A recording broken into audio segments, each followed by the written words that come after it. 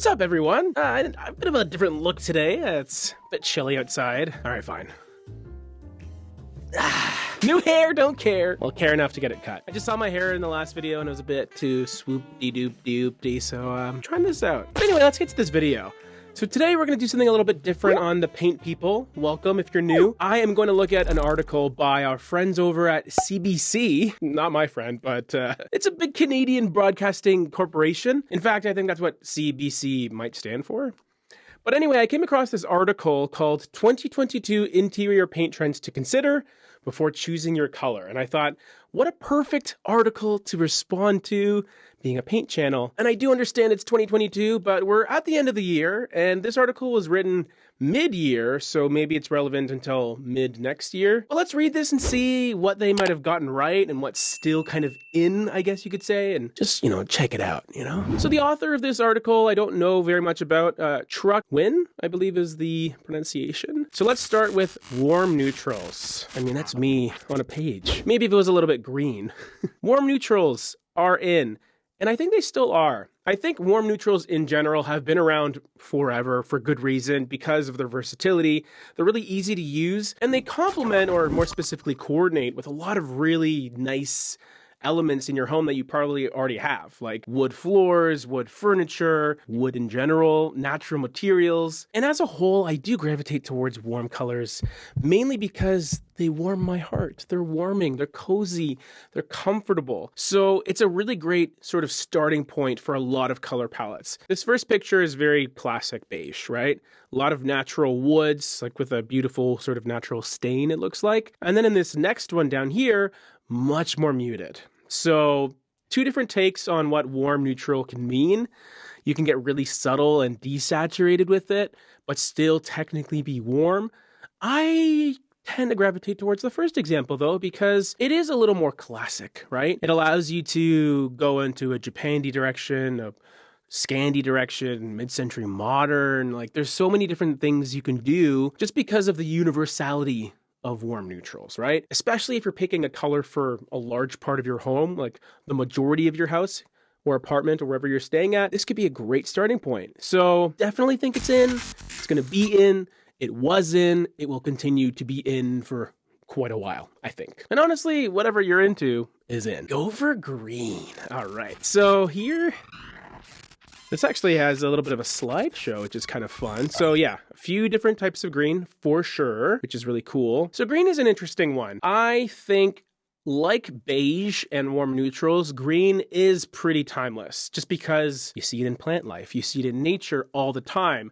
And what's great about green is you can customize it, right? You can have some greens that are a little more warm leaning, some that are cool leaning, and the two can give you very drastically different looks, aesthetics, and feels. The one thing I will say, unfortunately, is, green was the big color last year. It was the huge color of the year with Evergreen Fog and October Mist and all the other greens. And I think for some people, because they were bombarded with green, you kind of got tired a bit of it. And I'm a big fan of green no matter how desaturated or saturated you want to go.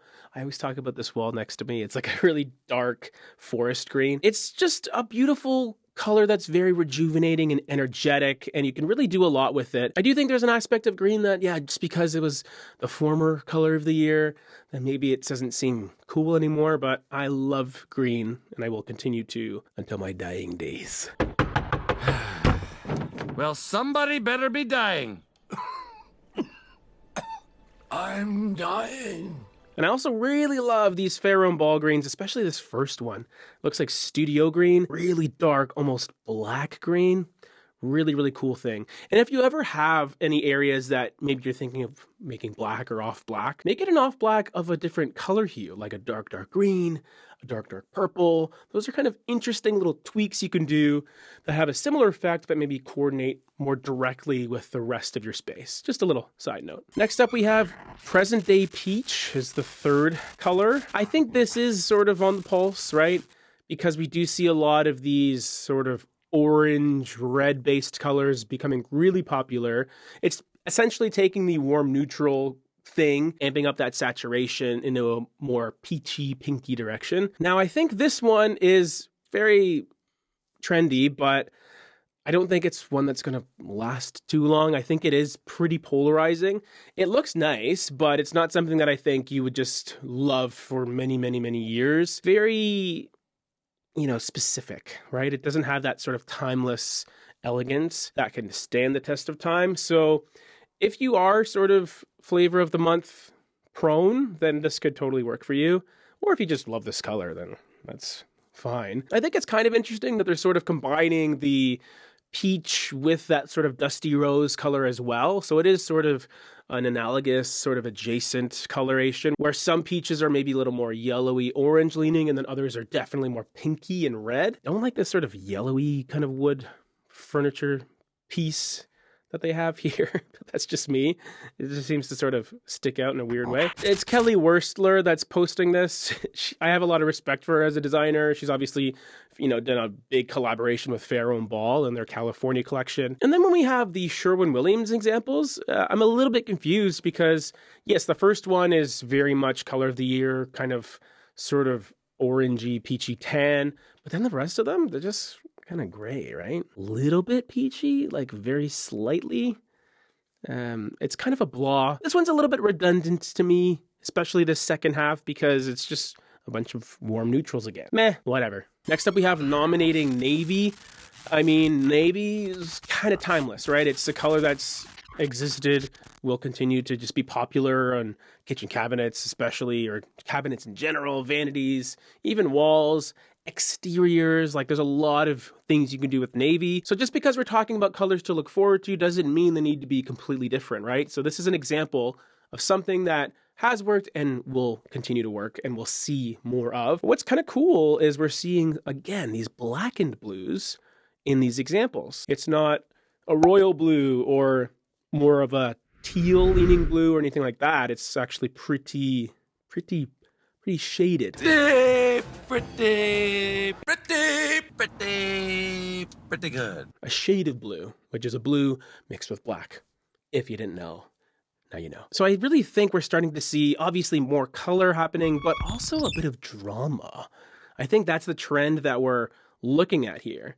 So my main takeaway here is I do feel that warm neutrals are becoming more and more popular. Whether that means you should go and use these colors yourself is up to you, but it does resonate with me because I really do gravitate towards these warmer colors just because at home I do want to feel comfortable and cozy, and those colors really do that for me. Cool colors can be really cool as well.